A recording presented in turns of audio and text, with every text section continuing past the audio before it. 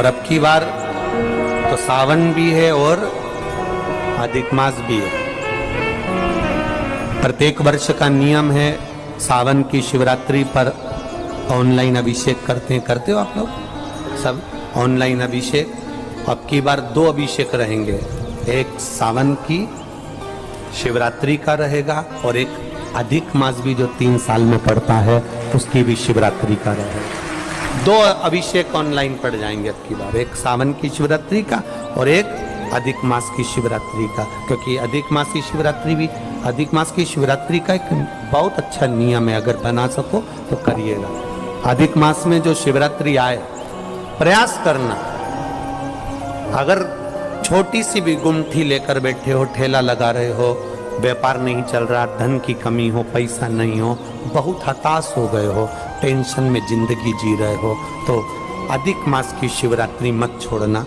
5 दिए अधिक मास की शिवरात्रि पर जरूर लगाना। पहला शंकर मंदिर के द्वार पर, मतलब शिव मंदिर के बाहर। दूसरा बेलपत्री के वृक्ष के नीचे। तीसरा आंवले के वृक्ष के नीचे। चौथा नदी का घाट या कुएं का घाट या तालाब का घाट या सरोवर का घाट या आपके घर में कोई पानी का हंडा हो उसके पास में। और 5वां अपने दरवाजे की चौखट पर राइट हैंड में दिया अवश्य लगाएं। ये अधिक मास की शिवरात्रि पर जरूर करना। जिंदगी में कितना भी धक्का खा रहे हो गए, भगवान हाथ पकड़कर खींचकर बाहर कर ही देगा। शिव तत्व को जान। अभी क्या चल रहा है? सावन।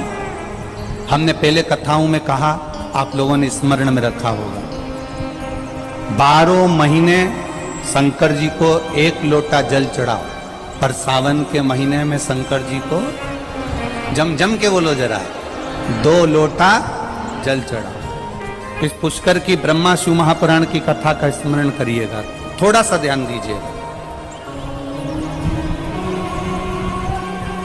जैसे ये शिवलिंग है, ये जलाधारी है, ये यहां से जल नीचे जा रहा है। जलाधारी का जो मुख होता है वो उत्तर की ओर हो जाता है, ठीक है, समझिएगा जरा। अब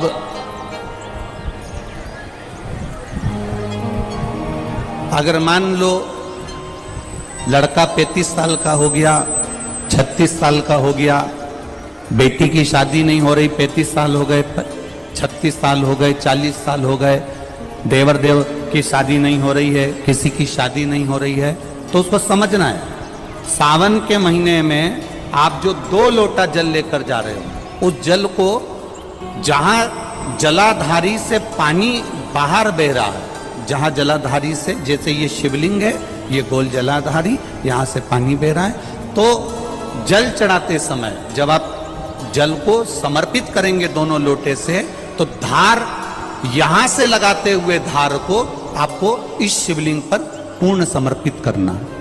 कहां से चालू करेंगे? ये जलाधारी जो बनी हुई है अशोक सुंदरी का स्थान। किसके स्थान से? अशोक सुंदरी के स्थान से।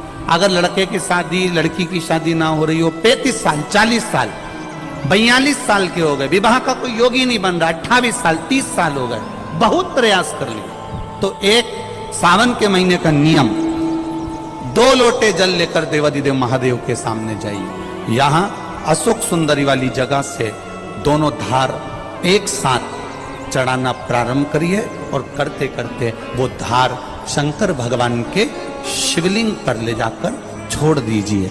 ये सावन के महीने के अगर आपने मात्र 7 दिन भी लगातार अगर ये धार आपने चढ़ा ली है, तो देवाधिदेव महादेव की कृपा से 3-4 महीने में सूचना आपको प्राप्त हो ही जाती है। 12 महीने 1 लोटा जल चढ़ाइए, संपूर्ण 12 महीना 1 लोटा जल चढ़ाओ। पर जब सावन का महीना आए तो अपने हाथ में 2 लोटे होना चाहिए।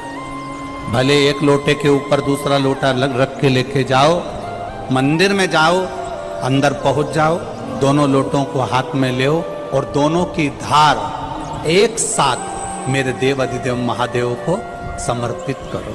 दोनों की धार अशोक सुंदरी वाली जगह से जल चढ़ाया जाए सावन में, वो विवाह के लिए है।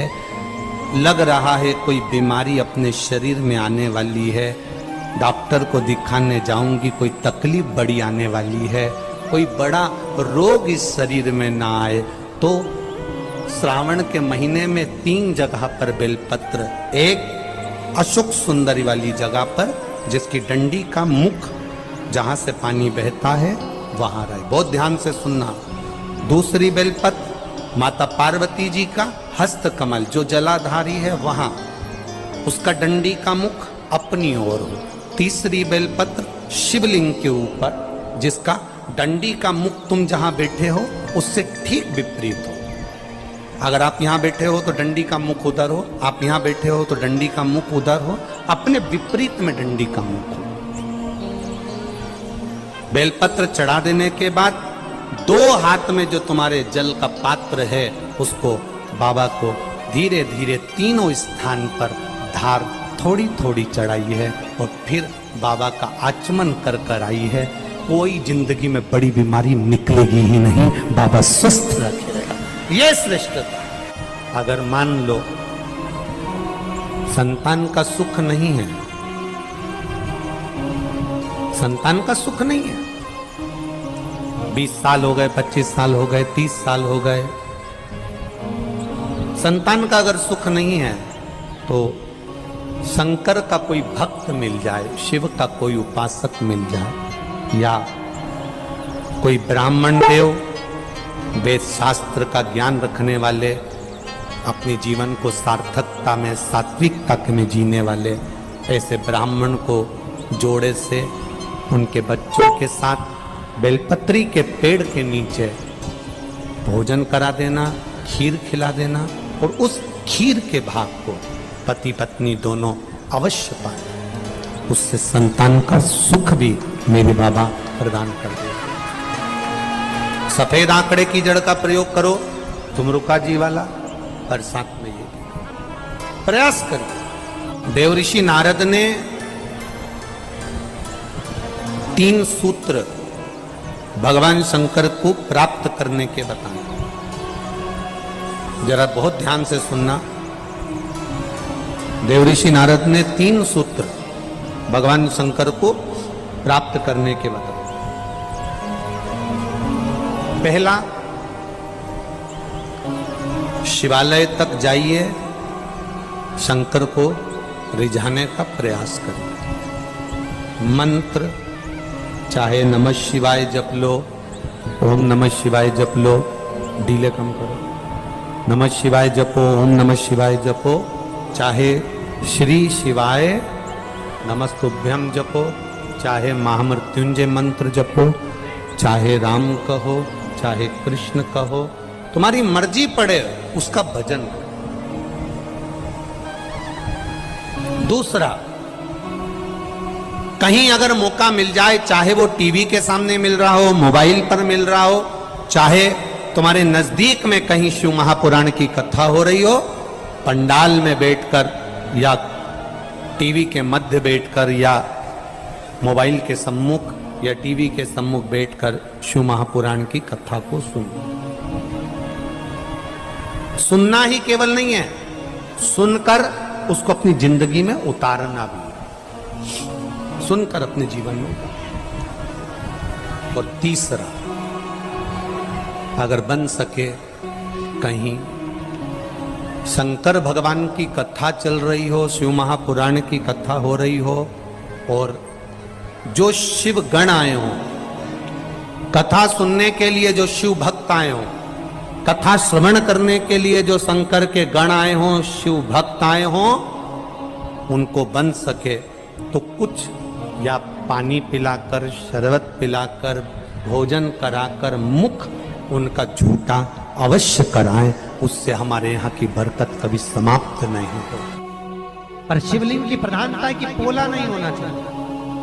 कई कई घरों में शंकर जी का शिवलिंग होता है तो वो ऐसा पीतल का बना होता है, तो नीचे से अंदर से पोला होता है। जो शिवलिंग घर में पोला होता है वो घर में लक्ष्मी को टिकने नहीं देता, पैसा रुकता नहीं घर में।